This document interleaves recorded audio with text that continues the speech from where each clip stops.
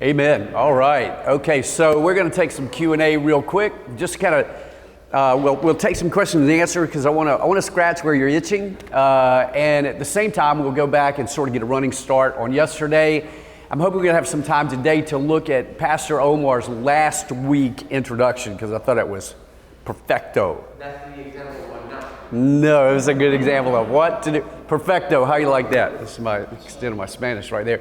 So we're going to do some Q&A, and I'm going to let Bobby start off because he asked a question I thought was really good. So the idea I was asking, because I've listened to everything yesterday, I know we have a teaching team for the main worship, and we have a teaching team for students.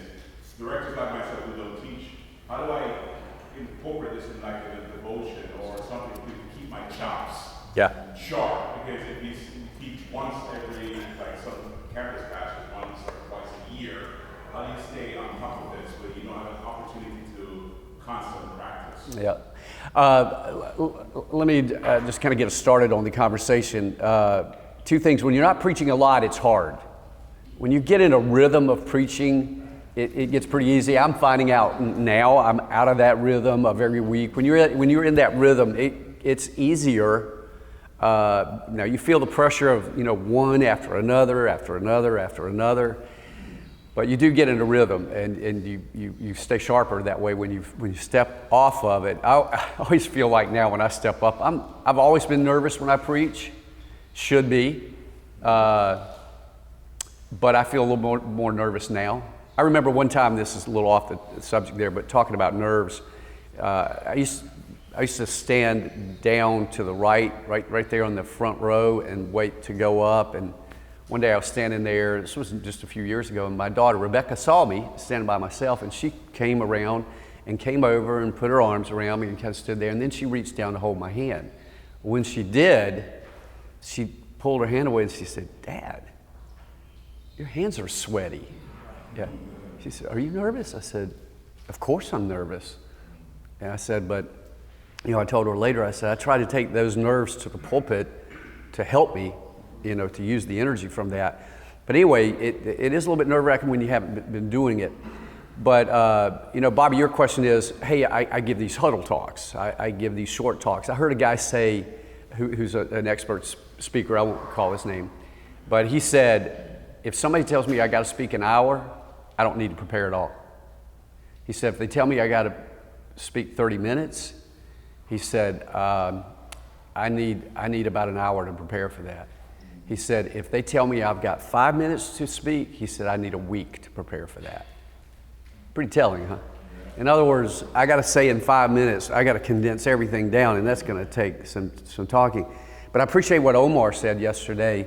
If you're making announcements even, you should know exactly what you're going to say. You should practice it, rehearse it. Even to this day, if I'm making announcements, I don't wing it. I'm going to prepare for that because it's important too. And that's what kills a lot of announcements.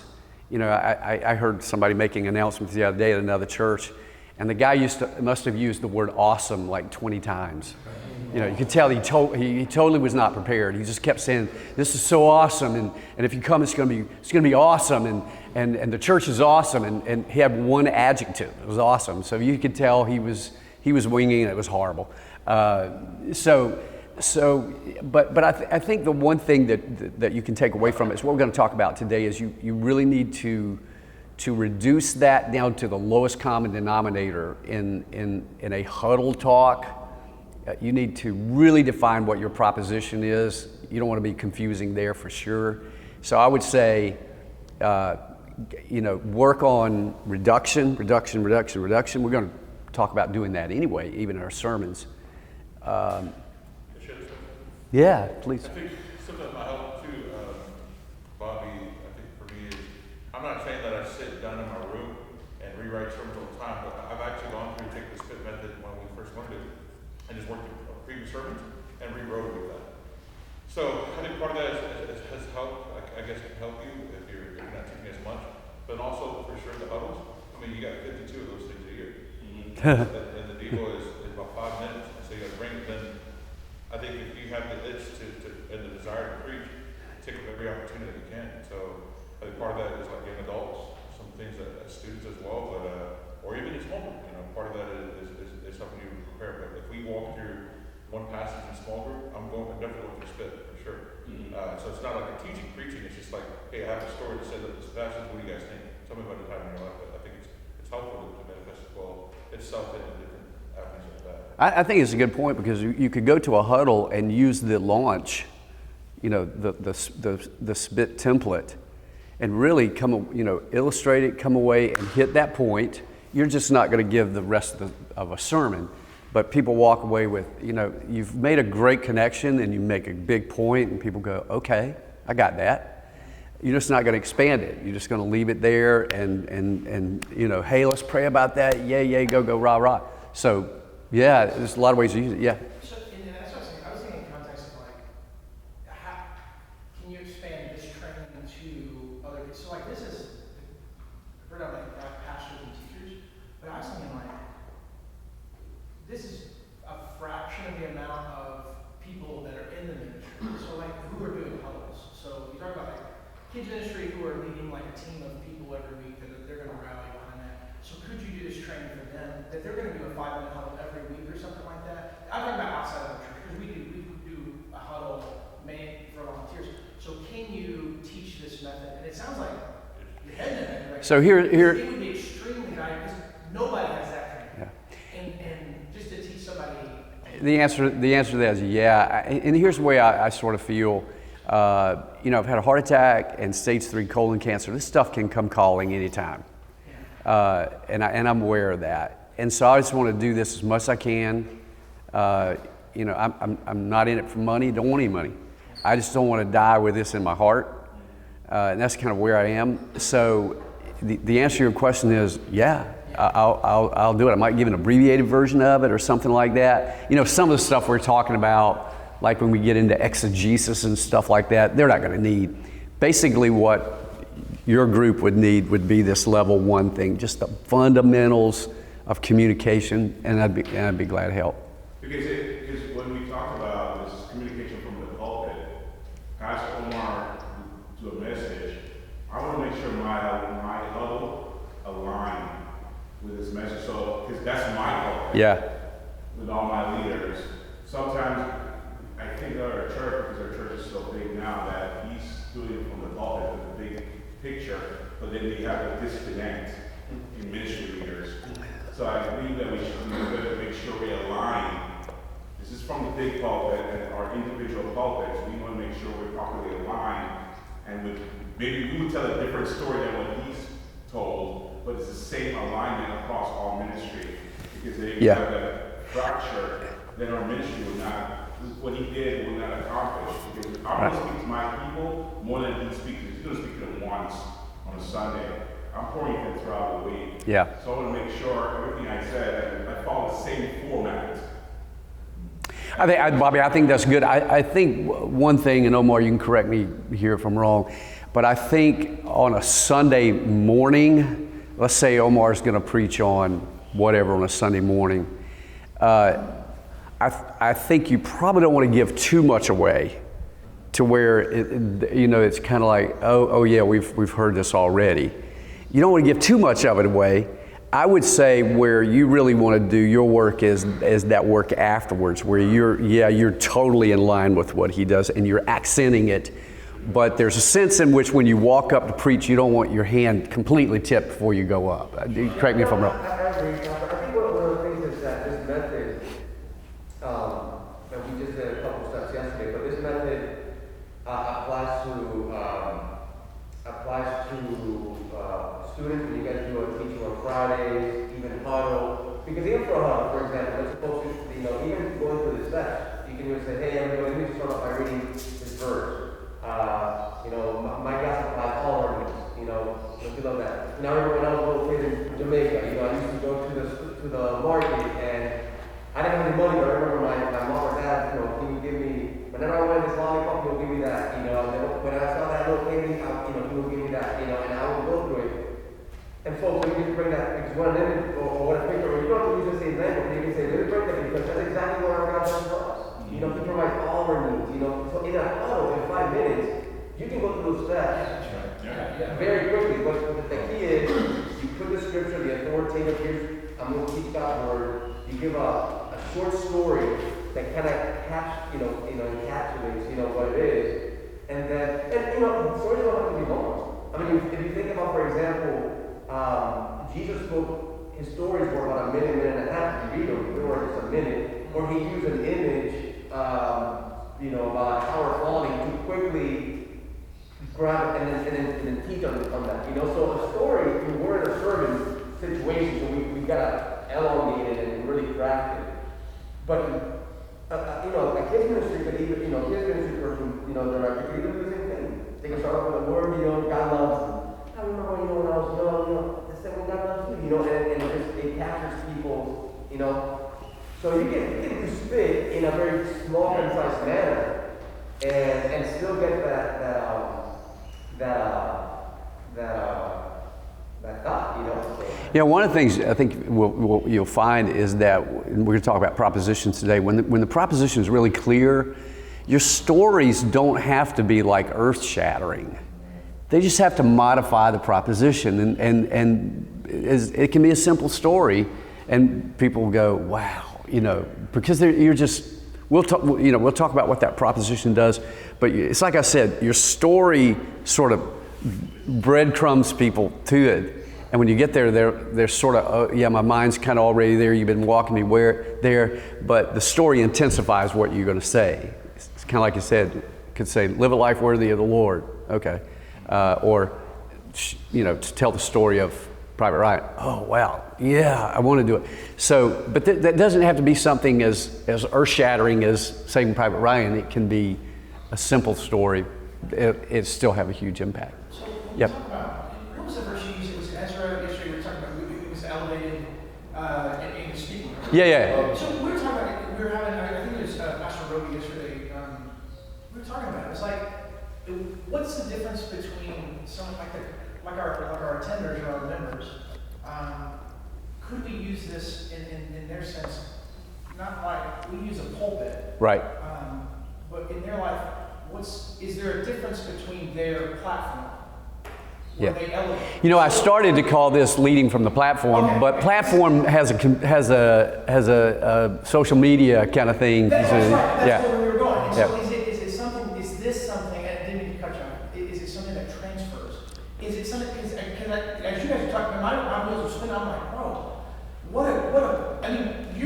this is something you need to teach like a member just to make a conversation, like a truth, like give them the tools to create truth from God's word and make a valid response to something like that. Absolutely. I think you can teach people to witness with this, because, when you look at Jesus, when he was talking to people, he frequently went to story first.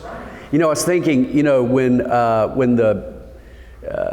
think it's Deuteronomy, it says, when you want to teach your children, and keep them in the way, I forget how the passage goes. It basically says, tell them the stories. Remember that line? What is that? Deuteronomy, I can't remember. It's something we quote all the time when we're talking about children. But I thought it was interesting that it would say, when you make them to remember by telling them anybody got it? Is that what it is? Yeah. But what does he say? He doesn't say tell them the theology, tell them the stories. In other words, tell them the stories of Moses. Tell them the story, tell them the story. Why? Just like we said yesterday, a story goes for your heartstrings before it goes to your mind. I think one of the ways that, like we said yesterday, is when you jump straight to cranial, which is what, I hear in some, I go online and listen to some of the younger guys, especially like I said, and I'm not being critical here. So like I said, there's worse things that you can teach than, or not worse things, but learning Reformed theology is not a bad thing. But when you hear guys jump straight into tulip, and start dragging people down, and the guy that just got there is, like I said, is just trying to figure out how to pay his bills. He doesn't care about tulip. But if I want to talk to him about total depravity, and I want him to know why that matters, I got to start with his heart somehow or another. I got to tell a story that shows something that alienates somebody. you're, and then he goes, yeah, I remember, I felt that before. So-and-so was, and then, this is, what an image of how we're alienated from God. We're totally depraved.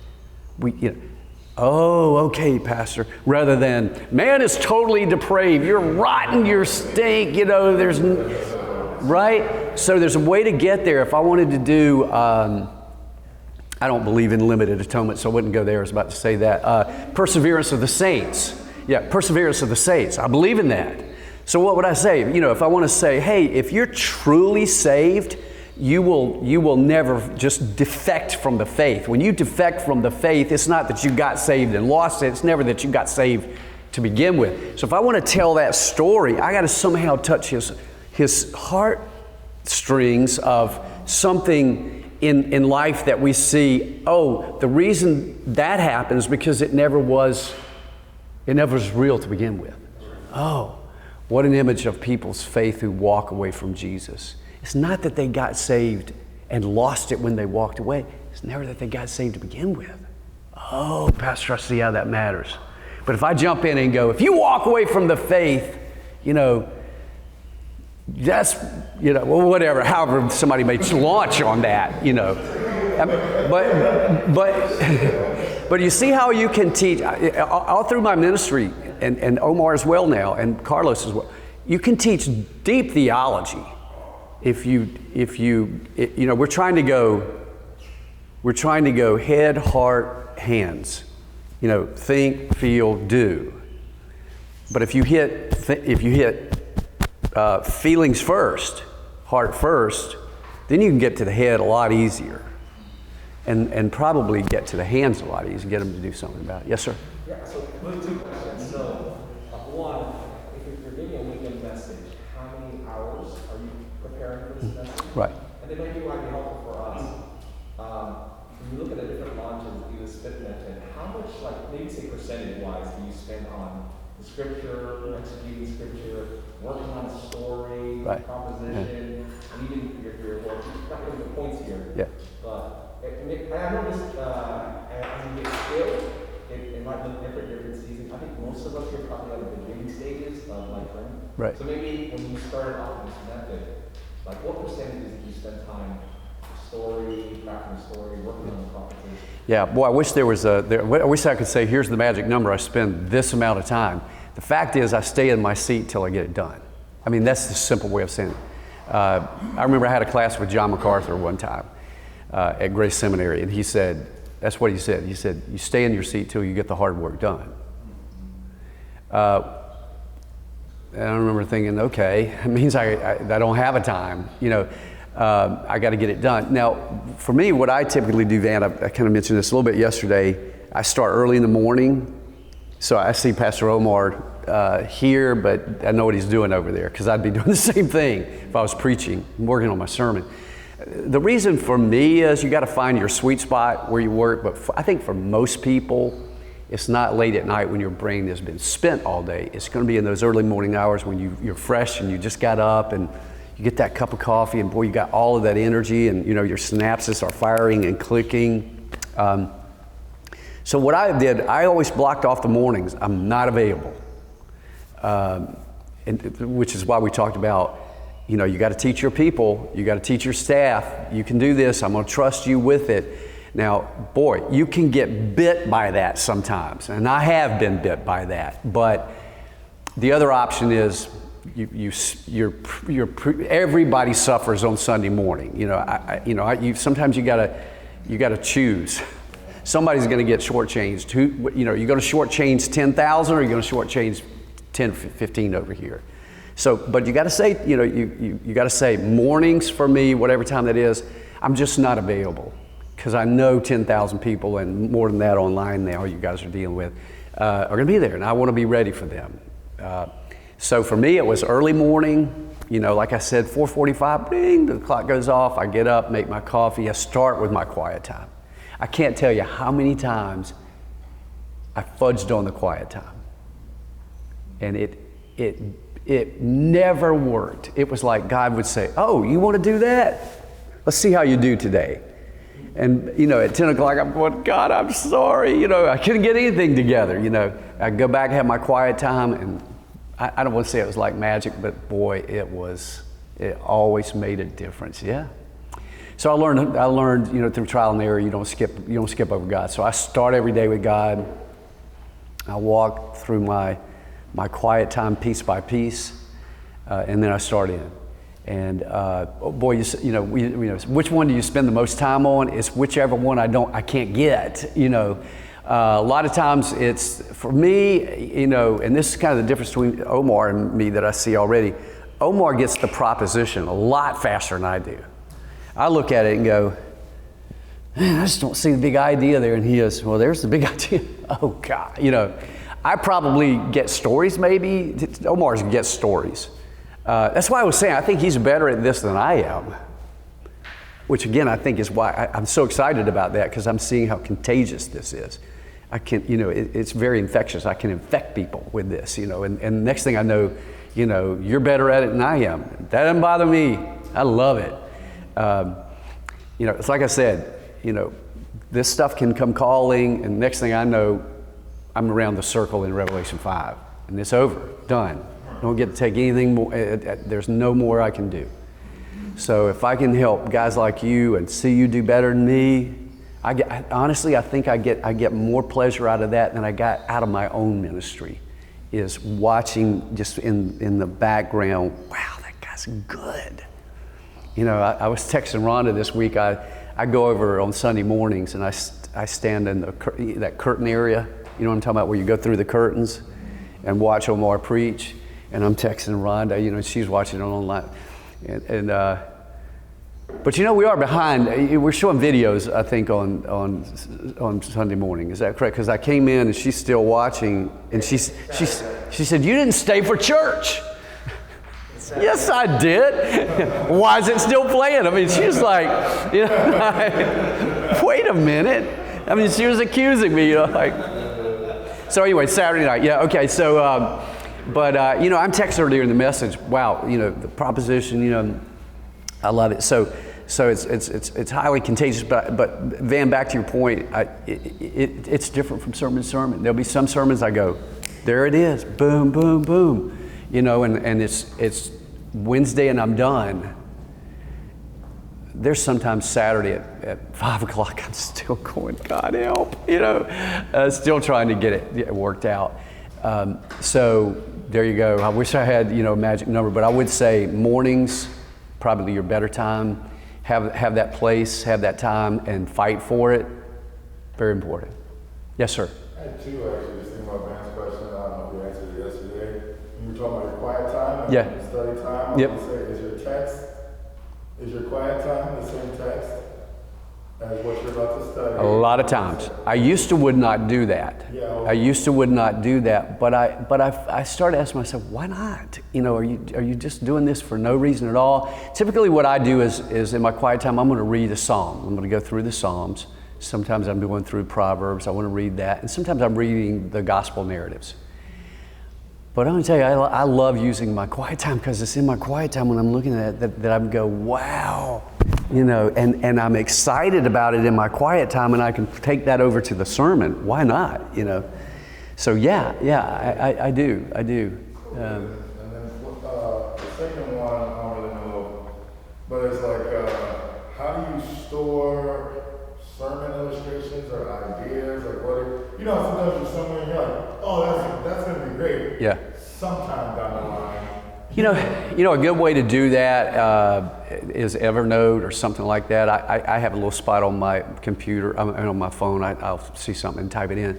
But I'll tell you what, I rarely use them, because when I get to the message and I identify that proposition, I usually think of something that's better than what we called yesterday, sort of like something I got in a can, you know, that I've saved, or that's a book.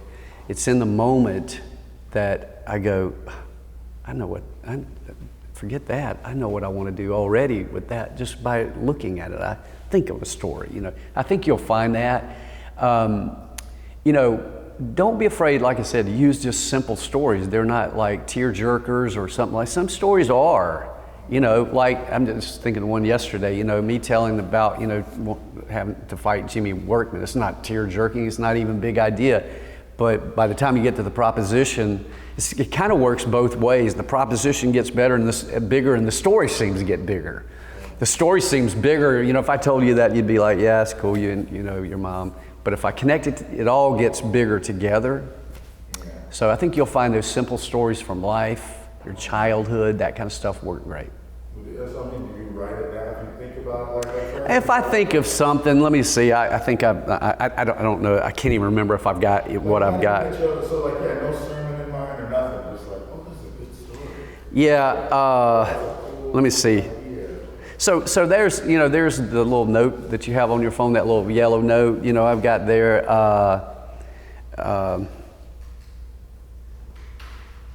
I was thinking the other day, I was reading this passage where it said Jesus noticed him.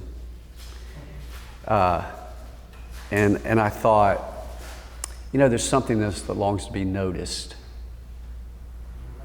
You know, from the time we're a baby, we long to be noticed. And later I was reading in the book Replenish. He talks about that, how a baby, from the time a baby's born, when he looks up at mom and sees mom's eyes, he smiles. He's been noticed. So that kind of stuff I'll keep. I'll probably use that at some point. But my point is, rarely do I do that. Mostly it comes to you in the moment. So anyway. Again, I like to scratch where you're itching. You know, one of the things I hope we took away today that just, you know, just in that time is that you can teach deep theology by going to the story first, tapping the heartstrings, and then going to the mind, basically not just going to the mind. It's kind of just one of those things you go, of course, yeah, I see that when you feel it, so. All right, well, let's go back and review real quick. Let me put our spit grid back up here. So, just in reviewing, we sort of said this is like the launch of a rocket,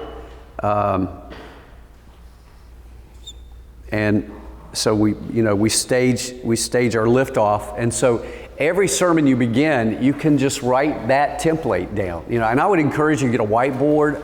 I love my whiteboard. There's just nothing like it. To just write that scripture out, get my story. I'm not going to write the story out here, but I may kind of write the end of it out so I can get to here. You know, and we're going to talk about working on the proposition today. This is it's probably the most critical. This is all critical. It's the liftoff. This is probably the more critical component. You could mess up here, but you can't mess up here. I could have a weak story and a great proposition. That's okay. But to have a great story and a weak proposition is a mess up all the way. So anyway, with that in mind, I want to get us to the proposition. I want to do that by reading 1 Corinthians 14, verse 8. So you follow with your eyes, bring it up. Here's what it says.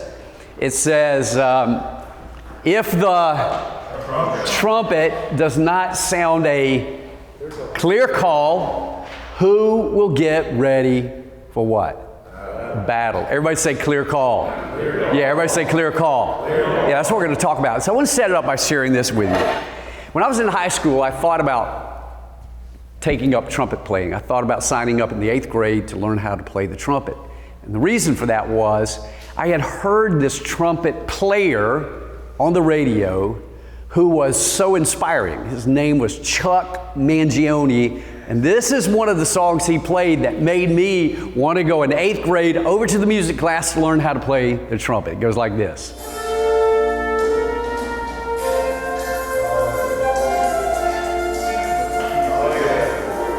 I can just see myself.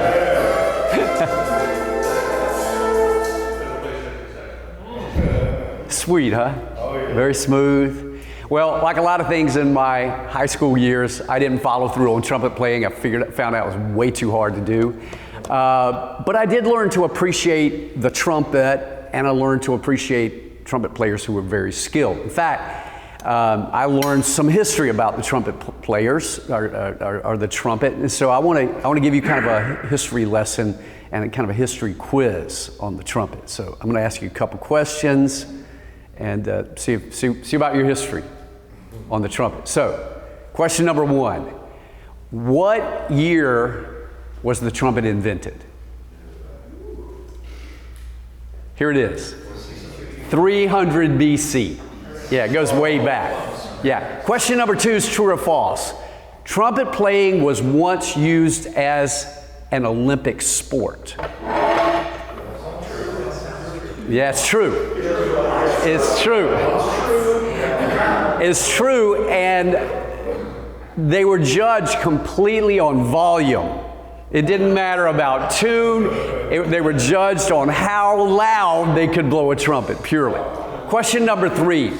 What army perfected the use of the trumpet in warfare, military warfare? The French. Close. It was the Romans. Yeah. So keep your history caps on, because the Romans developed a sophisticated unit of trumpet blowers. In fact, they were trained to blow specific sounds on the trumpets, and each of those sounds that they would blow would communicate a specific order to the people on the battleground. Now, mind you, back in those days, there were no radios, there were no walkie-talkies, so trumpet sounds were used to communicate specific orders. And it worked like this. The commanding officer would give a command to the trumpet blowers. The trumpet blowers would blow a sound on their horn that matched that command. Soldiers on the battlefield would hear that specific sound that matched the order that the commanding officer had given, and they would know exactly what to do. For example, there was a specific sound that the trumpet blower would blow that sent the message, charge. It had to be very distinct. There was another sound that he would blow that would send the message, charge. Another one that would send the message to retreat. Those two had to be very distinguishable. There was another sound that they would blow that would say halt. Now here's the point. Those sounds had to be distinguishable. Those sounds had to send a message that was very clear. In other words, it had to be a very clear call to action. Question number 4.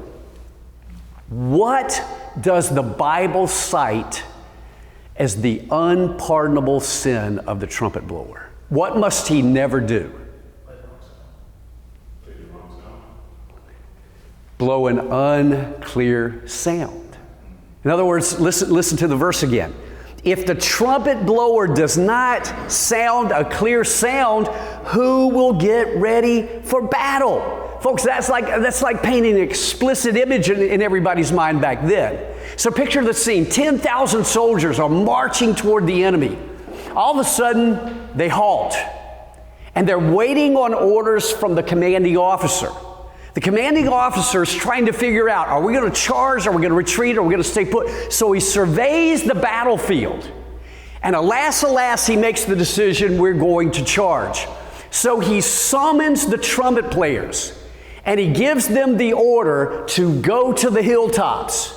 And they're going to give the sound to the soldiers in the valley below of what to do.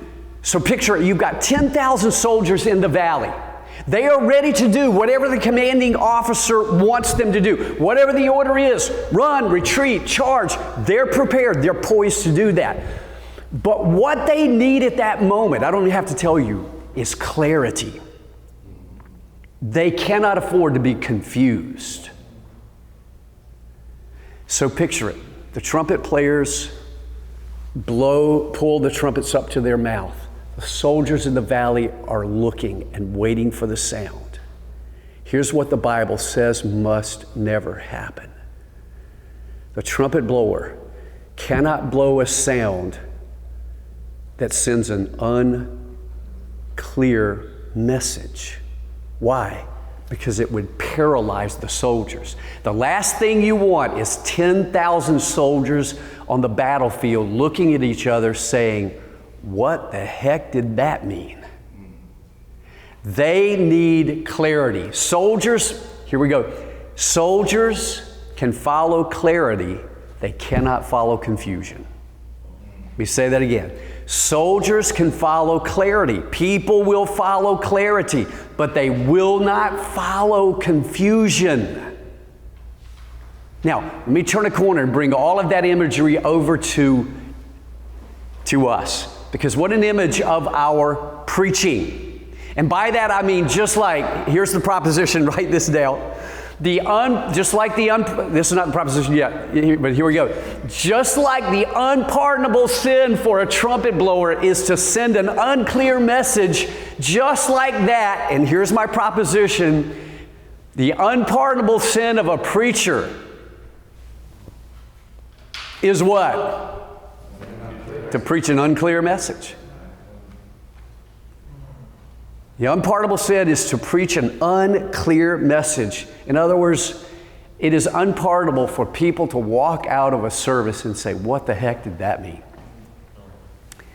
And man, have I ever done that enough in my lifetime. I've walked out of services and went, what the heck did that mean?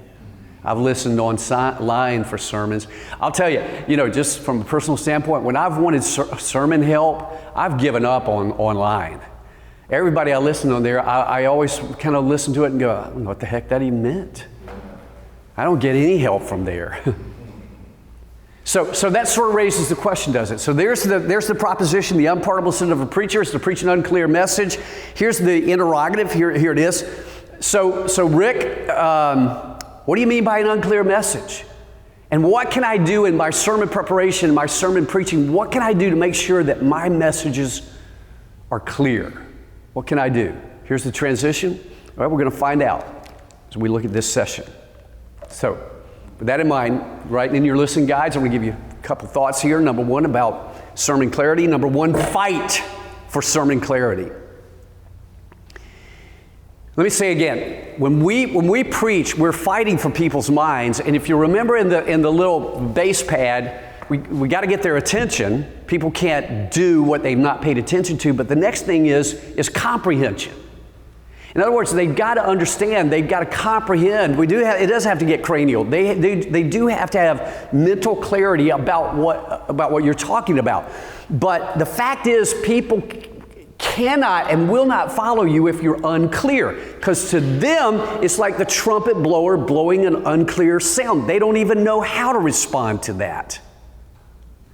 I think it's one reason why a lot of churches are paralyzed. They don't even know what the preacher wants them to do, really. They're not clear. They're not clear on the mission. They're not clear on the vision. They're not clear on the strategy. They're not clear on the process. And when the guy preaches, they're not even clear. So everybody just sits paralyzed. They cannot react to that. In fact, write this down as A and B. People will follow clarity. People will follow clarity. I'm going to give you a political illustration here. I'm going to go back to Trump. And I'm not being political here at all. Nobody even knows who I follow, and I like that. But what was Trump's message? What was it? Make America great again. Whether you believe in that like that, it was clear. So, what was Hillary's message?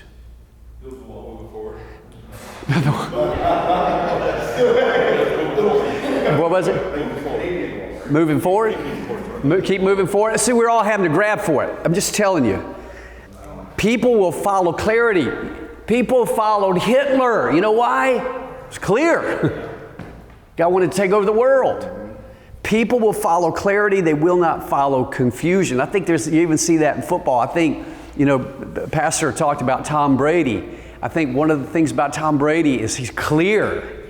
People line up behind that. He's grabbing Gronk and going, man, we're going to win the Super Bowl. Okay, I'll line up behind that. It's clear what you want to do versus somebody saying, I don't know if we can win it or not, but let's give it a hard try. What? What do you want me to do? It's clear. You know, so people follow clarity, write this down as B. They will not follow confusion. It's like Donald Miller said. By the way, I'd encourage you to get the book Story Brand. It is a great read. He says, if you confuse, you lose. That's so good, isn't it? If you confuse, you lose. By the way, one of the other things he writes about in this book that I thought was fascinating, do you realize when you confuse people or when you're confused yourself, you burn calories trying to figure it out? It's amazing. You actually burn calories trying to figure it out, which is why...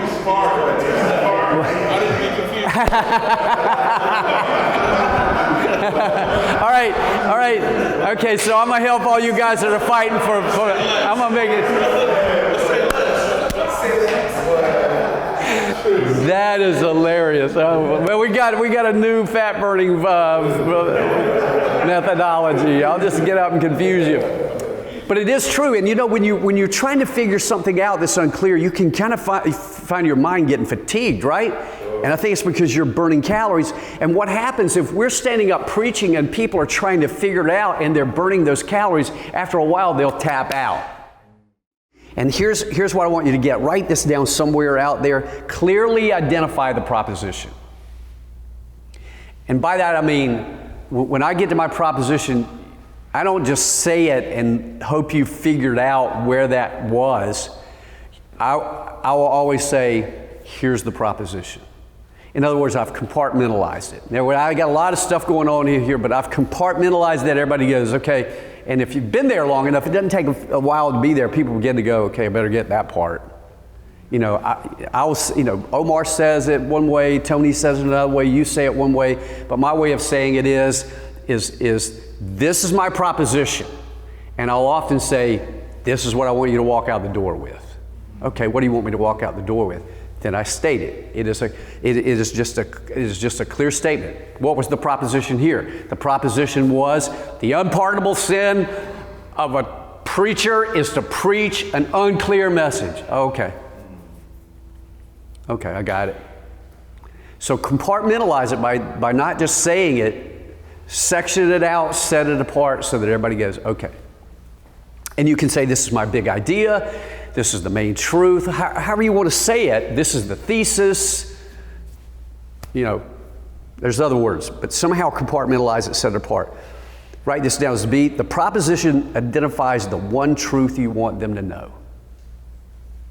In other words, what's the one truth in this session that I want you to know? It is an unpardonable sin to preach unclear messages. That's the one thing I'm hoping you take away from this, so that you'll say, I don't want to preach unclear messages. That's the one truth. Now, as I'm unpacking this sermon now, I'm telling you why that matters, and I'm going to tell you how you can fix it. So all of that comes later, but the proposition is, this is just what I want you to know. This is the fact I want you to know, and I'm going to tell you why it matters, and I'm going to tell you how to fix it, and I'm going to show you how I can help if I can. So it simplifies things. By the way, just like I said, in every one of these sessions, we pretty much followed this format. I did learn a lesson yesterday. I think I told you. When I did the opening illustration with the brain, I did not read a passage of Scripture, and boy, did I ever feel awkward. I don't know if you noticed, it was after lunch, and I was kind of stumbling around it. It just didn't feel right. And as I was going through, I went, I know what I didn't do. You know, I didn't set this up with Scripture. What I should have done was read a verse that says, these things are written that you might believe that Jesus is the Messiah, the Son of God. That would have been a great passage to read. Why? Everything hinges upon you believing it. I got to get you to believe it. You can't believe what you've not paid attention to. You cannot believe what you don't understand. You can't believe what you can't remember, that kind of thing. That would have been very helpful. But my point is, in all of these, I've stated the proposition. This one is, the unpardonable sin is, for the preacher, is to preach an unclear message. Everything has a clearly stated proposition. Here's the point. A clearly proposition takes away confusion, and a clear proposition takes away confusion in the high impact method, listen, by identifying the proposition early in the message. In fact, it's a part of the launch. It's like I said, the sooner people know where you're going, the better off you are and the better off they are. The more okay, I don't have to try to figure this out. I don't have to burn any more calories. He's kind of led me by the hand. Boom, he's told me what the main proposition is, and I get it. But here's the main ingredient of a well-written proposition. So write this down as C. This is important. The proposition simplifies the entire sermon down to one truth. In other words, a well-stated proposition simplifies the entire sermon down to one truth. In other words, it sort of looks like this. I'm going to tell you in one sentence, or a couple of sentences, what I'm going to tell you for hundreds of sentences. Does that make sense?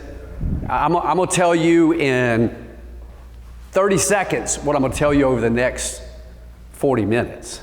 So I set it out. So nothing brings clarity like simplicity, like simplify it. In fact, here's what we kind of know is true. The human mind is attracted to simplicity, and it's sort of distracted by clutter. And a classic example of this, when we did the sermon series, Simplify, I used this in that story. You remember we talked about how Jesus took the whole Bible and simplified it down to two commands. And he simplified one. What does God expect from me? There's all of this stuff written in the Bible. Or Jesus reduced it down to one command. He took the entire Bible, all of its commands, all of its precepts, all of its teachings, and said, hey, I'm going to simplify it down to one thing. Love the Lord your God with all your heart, with all your soul, with all your mind. This is the first and greatest commandment. Oh, wow. In other words, what's the bottom line?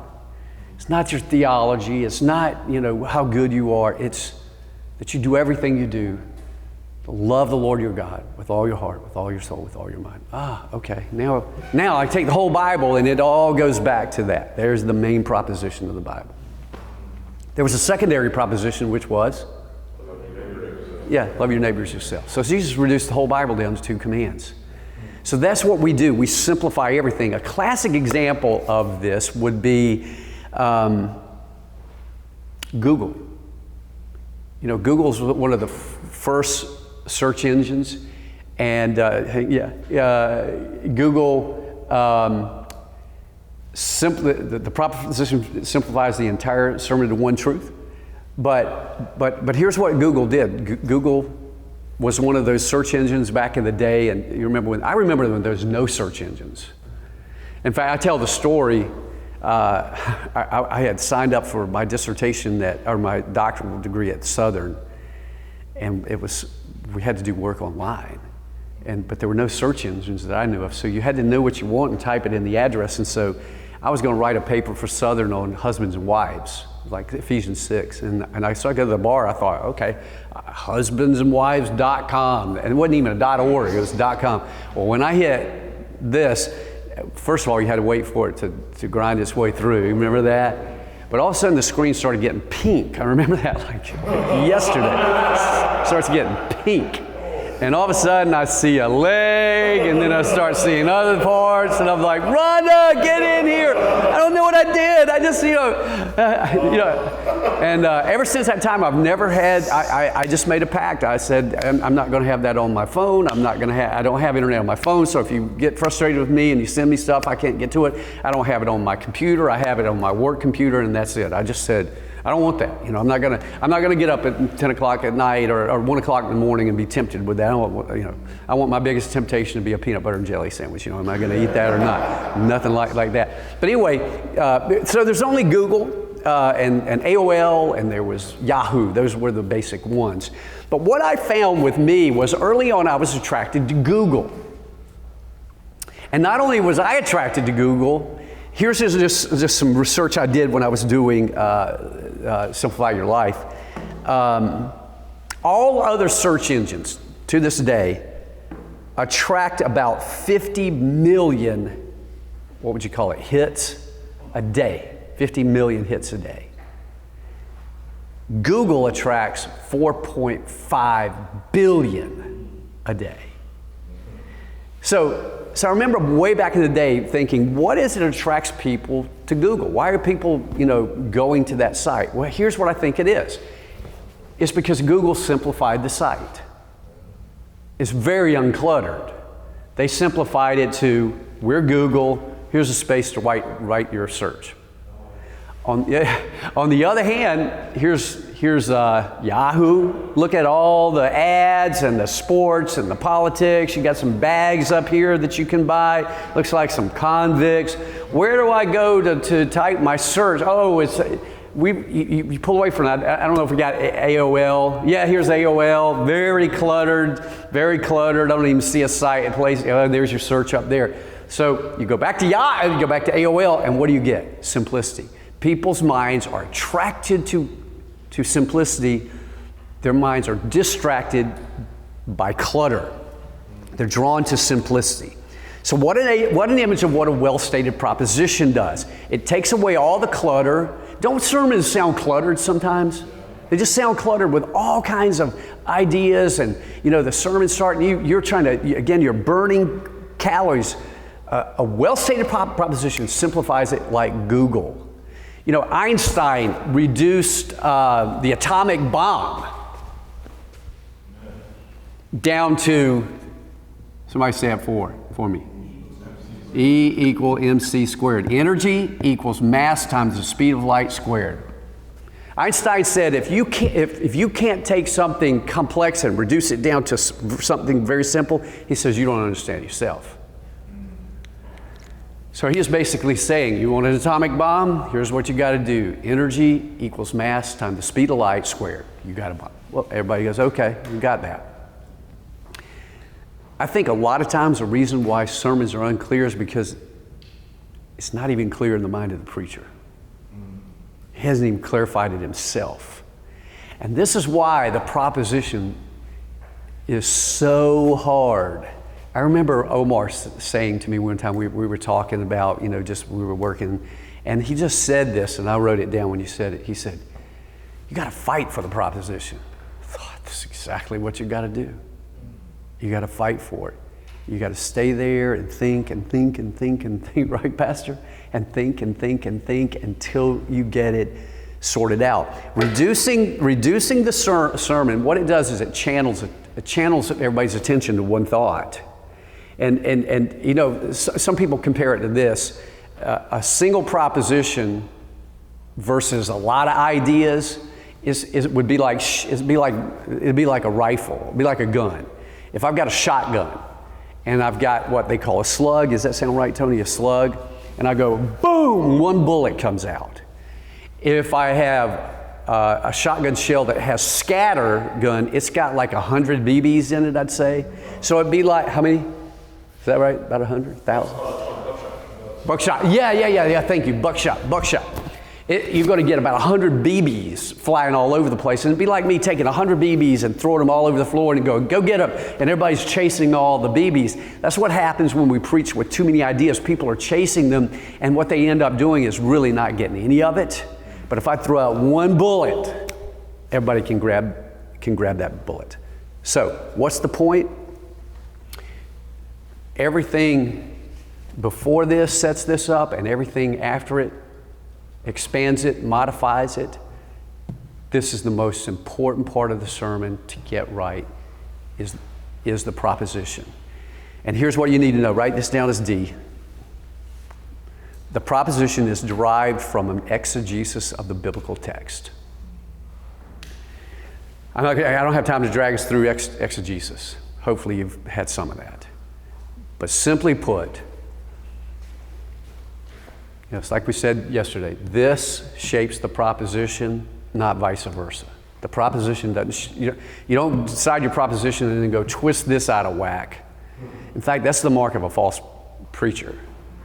Paul said they twist the scriptures. We don't want to do that. I don't want to be guilty of that. But so the proposition is shaped by the scripture, and so that demands some serious time just figuring out, what does this mean? What does it not mean? So we're going to talk about mining in a little bit, mining the proposition from the scripture, how to do that. And we'll talk about that. Let me give you a couple more thoughts, and then we're going to close, take some Q&A.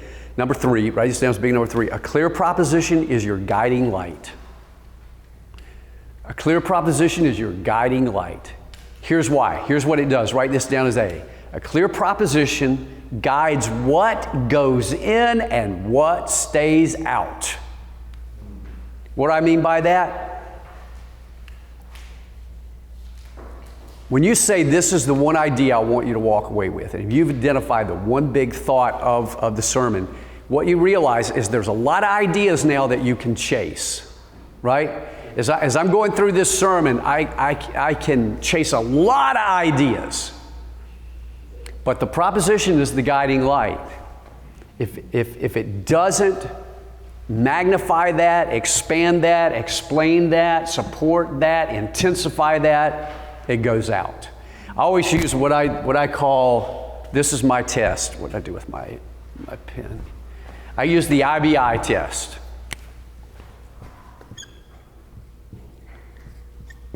Interesting, but irrelevant. There's a lot of things I look at when I'm preaching and I think, wow, that's really cool, but it's irrelevant to this, so I'll leave it out. I think that might be relevant to something that I do later, but I'm going to leave it out of here. So always ask yourself, hey, yeah, this is interesting, but is it relevant to not the whole sermon? I mean, not the whole passage. You may be looking at it and say, wow, it's really relevant to that, but is that really what you want to chase? There's all kinds of things in a passage that you can chase, by the way. You can't chase them all.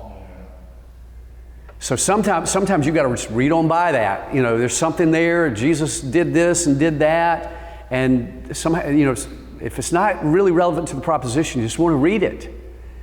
You want to only select out those things that are going to magnify the proposition. Then B, here's what I really like. And man, I thought of something on the way here today that makes this point. A clear proposition takes away the guesswork for the listener. Takes away the guesswork. So it's like I said, they're not trying to guess where you're going. So here's a good illustration of this. This morning, I was down in Palmetto Bay, and I wanted to come here, West Kendall campus. So actually, Ben was telling me to do this before I was talking about, man, how soon do I need to leave to get there? I was going to leave at 6 o'clock. And yesterday, and just sit out there. Because I thought, well, I won't know till morning what the traffic's like. And Ben goes, you can punch in that time and it'll tell you. And I was amazed. But when I got up this morning, I punched in whatever the address here is, West Kendall. And what I love and you love is that when I did that and I hit go or whatever it is, it drew a blue line. Let me show you. It drew a blue line from where I was to where I was going. And it was like big picture. There it is, all in one picture. And then when I hit go, you know how it does, it goes back to here and then starts taking me there. Turn left, turn right. I like that big picture. Don't you? I like seeing where I'm going versus it just saying, I'm looking right at where I am and it's going, go left. And I have no idea. Is it even on the right spot? Can I look at it and see if it's actually going west? That's what the proposition does. It gives people that picture, and then after you state it, it's like you take them, when you start at point 1, you take them all the way back here and start them through the turns, and you get them here at the end. Does that make sense? I'll give you another way of picturing it. Should have showed that yesterday morning. Sir? You should have showed that yesterday morning. It was clear. Yeah. So here's think of this. What if I had a 1,000-piece puzzle, and I give this side the puzzle, and I give you guys the puzzle, and I say, I want you to put it together as fast as you can. Okay? And so, unbeknownst to you guys, I've given these guys the box top with the big picture on it. Yeah, they did. Who do you think's going to get it together quicker? They will. Why? Because they see the big picture. They see where everything fits. This side over here is probably going to get the border together by finding the flat spots, but after that, they don't know what this all means. To me, that's the inductive preaching or the deductive, whichever one is which, where you try to figure it out at the end. You're just figuring it away. So this is what the proposition does. It gives people the big picture, shows them where you're going to take them. You go, here's where I'm going to take you. You want to go? Yeah, here we go. And they're more likely to follow because they know where you're going to take them.